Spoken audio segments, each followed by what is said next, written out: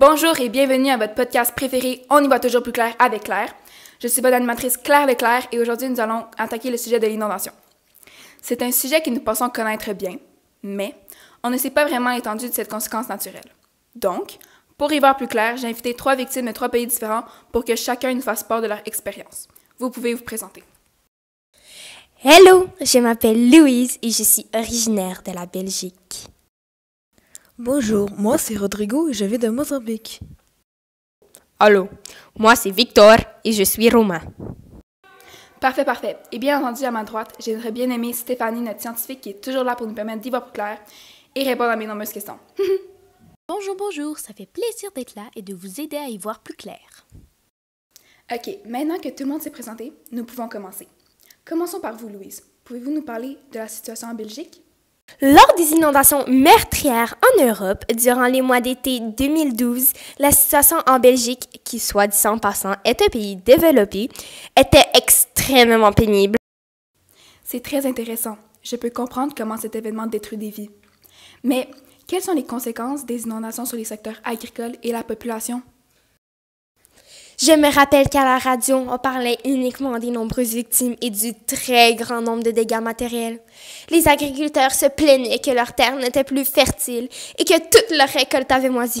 Oh non, l'émotion m'emporte! De ce que je comprends, les dégâts étaient énormes.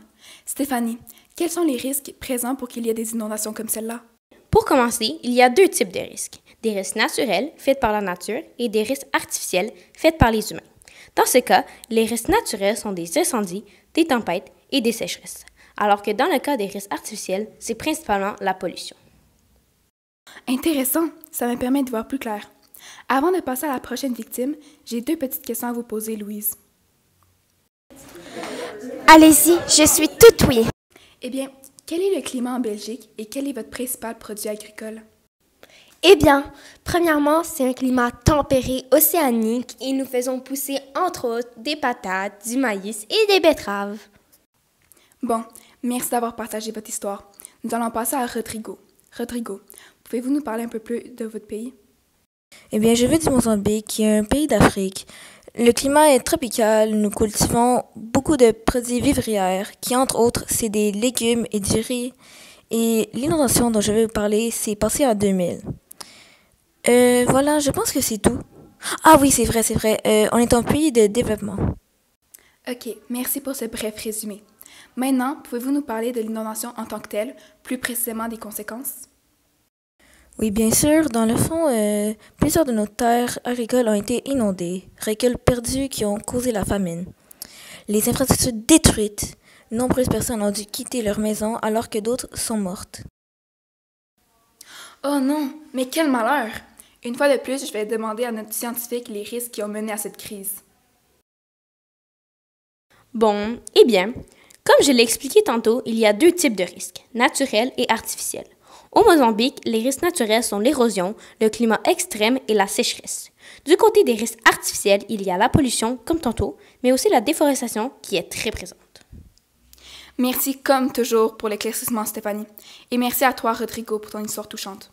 Nous allons maintenant passer à la dernière, mais non la moindre victime d'aujourd'hui, Victor. Bonjour!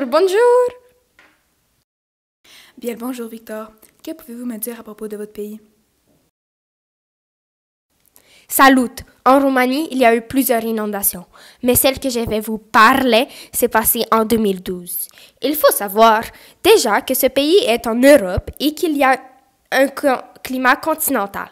La Roumanie est un pays développé et on y cultive des céréales et du maïs.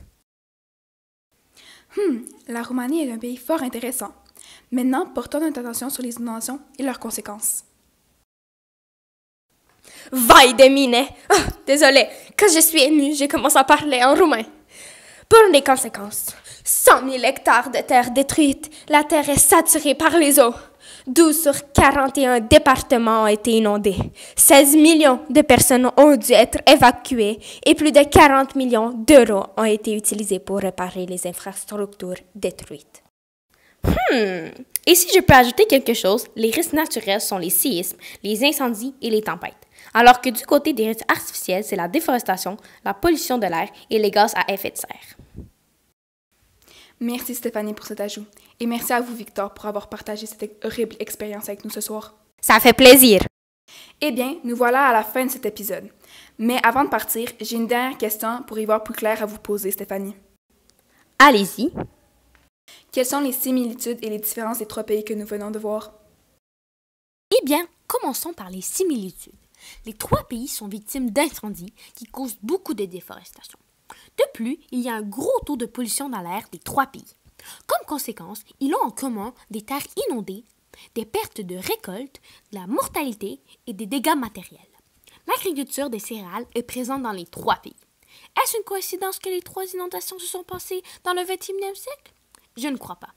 Et pour les différences, il y a le fait qu'ils ne sont pas tous dans le même continent, qu'ils n'ont pas tous le même niveau de développement et aussi tous les 3 un climat différent.